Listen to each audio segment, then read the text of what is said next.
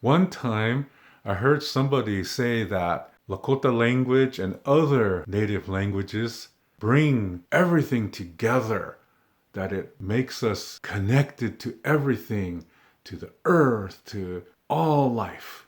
And that English language is a total opposite. That English language is evil and that it separates us from each other. It separates us from nature. And I had to say, oh, baloney. That's not true. Because when Iktomi, the trickster, when he goes around playing tricks on people, is he speaking English? No, he's speaking in Lakota. And he even speaks the sacred version of Lakota. Yet he still deceived people. He caused things to fall apart, for people to separate from each other. He caused people to fight against each other. And he did this using Lakota. So it's not the language that brings people together or separates people. It's the person speaking the language. How do you live your life? That's what decides if things are coming together or separating. It's not the language. You can say beautiful things in every language. No language is better or wiser or more spiritual than the other. It's how you live your life and how you speak your language. I don't mean to sound like I'm really getting down on the people that say that Lakota and other Indian languages are better. I don't mean to get down on them. I've been teaching Lakota language since 1999. And since becoming a teacher, for me, one of the things was to try to see from the student's perspective, to try to make a connection with them. So I try to teach in a way where, how would I see it if I was a student learning a new language? Because I believe that a good teacher is also a good learner too. That when you teach people, that you're also learning from that experience too. It's reciprocal. Yeah, you learn from them as well. And I'm not the kind of teacher that says, okay, I'm the expert and so I know everything and you sit and listen to what I say and do as I say. that's that's not conducive to learning. So I'm not that way. I'm very open, and like I said, I try to see the perspective from the student. And because of that, I try to be like that in other situations in my life. And when I first heard somebody say Lakota is better than English, it felt good to hear that, because when you grow up on the reservation like I did and going to a school where all the teachers were white and they are mean to you when you say something in Lakota, we really got abused emotionally and physically. I talked about it in some of my other videos where one of my classmates couldn't answer in English, that she grabbed his hair, yeah, and slammed his head on the desk a few times. And boy, I was sitting behind him, yeah. And so I saw, as each time his head would come up, his eyes were like trying to roll back inside, yeah. And I was like, oh my gosh, that scared the hell out of me. So when we grow up, it's like you get it pounded into your head that Lakota is not a good language from, from the feedback of the school teachers. So it felt good, when somebody said that Lakota is a beautiful language, and people were saying that it's better than English and so forth. It felt good to hear that, because all your early life, my early life, you're given that impression that to speak Indian is really not a good thing. And in some cases, you feel embarrassed to say things in public in Lakota. That's how it was, yeah. So I try to build it with my students to feel proud. So we learn culture and spirituality in my classes as well. It wasn't just a language class. I wanted them to feel good that their language is just as beautiful as other languages. But I didn't want them to think that it's the most beautiful. It's better. Yeah. I wanted to teach them to find value in everything, that there's good and bad everywhere. There was a Native American political activist that was really big in the 70s. I will not say his name because I don't wish to promote him. But he was saying how the white man's language was designed to deceive and on and on and on and on. And because we were talking about this, we talk about history in my classes too sometimes. And I asked my students, well, what do you think when, about this guy that's talking like this?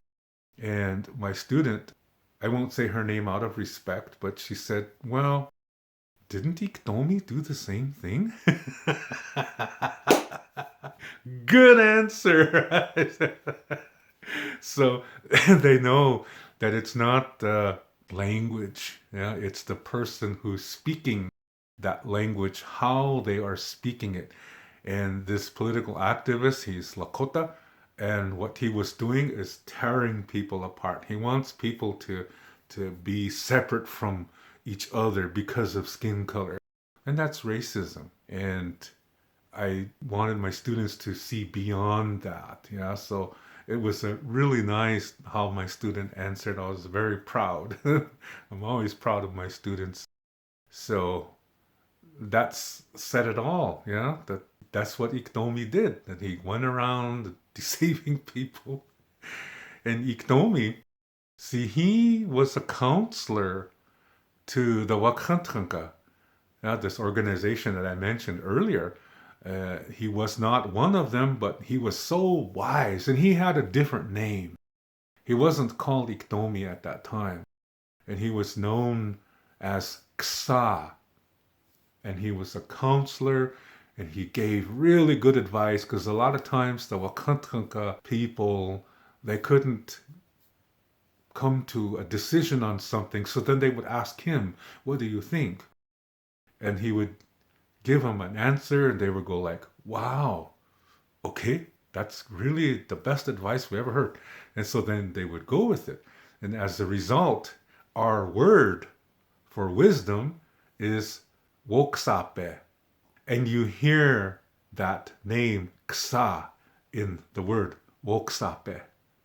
And even the verb to be wise is ksape. So you see, ksa is in that name.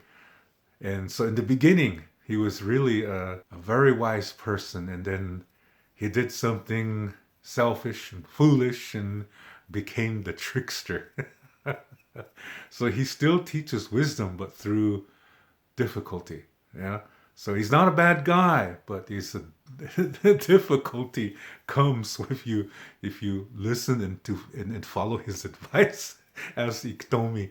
So I taught that to my students. So that's why this young lady answered me with that question. And she said, well, didn't Iktomi do the same thing? And because he was a counselor to the Wakantranka, well, they speak the sacred version of the Lakota language. And so Ksa becomes Iktomi. He still knows that sacred version of Lakota. So you see, he used Lakota language selfishly to deceive, to trick others. So you see, it's not the language. It is the person who's speaking that language. So when I say, oh, baloney, I don't mean that as an attack. But people, we all need to learn and realize that it's not the language that's better than the others. It's the person speaking that language, whatever language it is. Years ago, I did a seminar in Switzerland. And I was invited to this little fest. It was folks music. That's their traditional music, where they dress up in their traditional clothes and they play traditional instruments and stuff like that. And I was invited to a dinner with some of these musicians. They were all older people, and they wanted to perform for me. And so I got out my little Sony Ericsson camera, those really fat ones, when the cell phones were really becoming the rage in around 2006 or so. And I wanted to have memories of that performance. And these two women, they started doing what is called a traditional yodeling. Now, I know when you hear the word yodel, you think Dolly Parton and yodel-a-hee-hoo, you think that. But you know what? That's the American country music version of yodeling. Because I thought that too, yeah, until living here in Europe. There is a really traditional way of doing that, and it's very beautiful. It's really beautiful. And at this performance, these two ladies were doing this in harmony. And even when I think about it, I get a little bit teary eyed. It just hit me in my heart. Now, this was 2006, and I was still learning German. I wasn't that good. I'm still not fluent, but I am better than 2006. But at that time, I couldn't understand that much, especially Swiss German. German is spoken differently, a little bit differently in Switzerland and Austria. And in the different parts of each country, there's different subdialects as well too. But I cannot understand Swiss people because yeah, there's something different. But their music, it just grabbed my heart. And the tears just flowed. Like something opened up inside of me. And I couldn't hold back. Yeah, I just let it come. Yeah, I didn't want to repress anything. That was such a beautiful spiritual experience for me. And that was Swiss German. And a lot of non-native people get that same experience when they hear a native song. Yeah, like the direction song in Lakota that always moves people. Even if they don't know what's being said, they don't understand one word, but the melody and the way the language sounds, it just moves them, and they start crying. And I sang that song in Switzerland at a seminar, and people started crying. And at first I thought, gee, did I sing that bad? But no, they were moved emotionally. That's the same experience I had when I heard their music in their language, yeah, their traditional music. It was so beautiful. And that was Swiss German. And I didn't understand all the words. Most of it I didn't even understand. But they explained it to me, yeah, and it's a very beautiful song. So you see, it's not the language that's good or bad. It's the person who is speaking it and how they are speaking that language.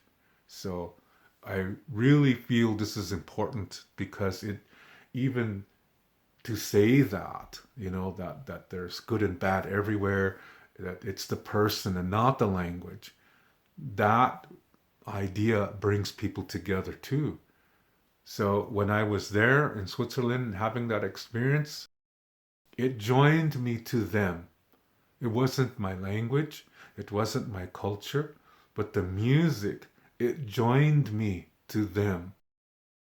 So you see, these were good people. They're keeping their traditions, and they're singing a good song, and it's spiritual, and it just embraced me. And I have very few experiences like that. I think everybody might have an experience like that, and because it doesn't happen so often, it's special, it's welcome, it's sacred. I really hope that you think about these words that I said in this video, that you take it to heart and think about them and ponder them. Because there is a lot of people out there that are saying things like Lakota language is better, that Lakota language is more spiritual. No, it's not. Any language can be very spiritual. I just told you of my experience in Switzerland. This is not true when people say that, well, Lakota language has frequencies and they're scientifically proven that it's more wow factor in ceremonies. Again, baloney. But that's not a bad word, okay? And I'm not attacking people who are saying that, but it needs to be said in a strong way. I'm not trying to put you in your place, but what you are doing is very hurtful and it's harmful because you're spreading a falsehood, because you're spreading an idea that is still separating people. And the Lakota way is not about separating people. The Lakota way is Mitakuyepi, that everything is connected, everything is relatives, not just humans, but plants and animals and that which moves and grows and everything around us. This is all mamakashka. Yeah, this is all from the earth. We are all moving. We are alive. We can help each other and we can learn from each other. We can come together and we can do this in music and language. You see, that means it's not the language that separates. So for those of you who are saying that Lakota is a more spiritual language, you are pulling people apart. And that's violating a basic Lakota concept of being relatives to each other. You're violating that concept, Mitakuyepi, which is a very important concept. That's why we're so welcoming of other people, because we can learn from each other. We can help each other. We can influence each other. And we can agree to disagree and still respect each other and have peace. So, as long as you say and believe that Indian languages are better, you're going against the Lakota way. All of life is connected. And that we should live in a way to nurture that. And that begins within each one of us. Yeah, that we connect ourselves, our physical, our mental, our spiritual, and emotional, that we connect all that together so that we can have peace and love, and now we can share that. The natural law of generosity just brings that out so that we can extend it to others.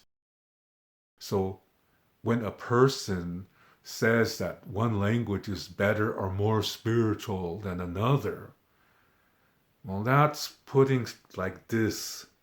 That's not balance. And this is unhealthy. That one is up here and the rest are down here. That's something called duality, and that's unhealthy. And that violates Lakota spirituality.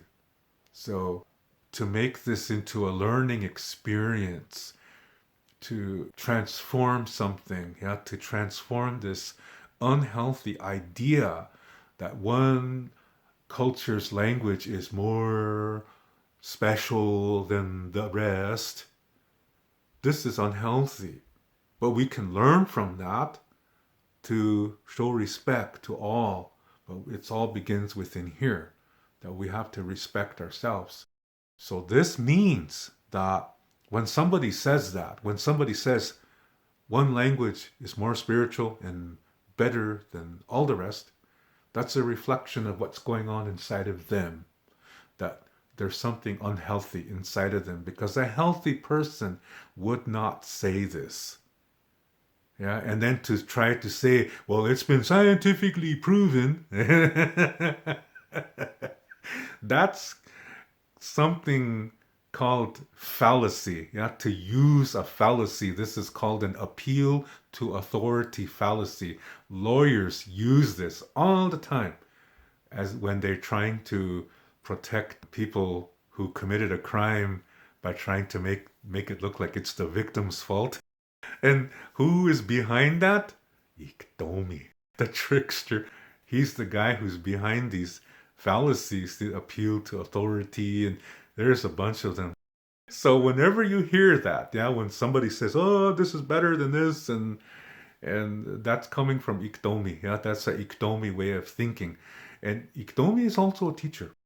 So when he says this, he says it like he wants you to believe it, yeah. And so people do say that, as that's the reason why I'm making this video, to talk about this. And when people do this is an unhealthy communication. They're trying to send their unhealthy energy onto you to try to make you believe it. So now you have that unhealthy energy, and then you go around saying it too. And it doesn't lead to anything healthy. It doesn't lead to anything good. So that's why I'm talking about this. So that's part of Iktomi's plan.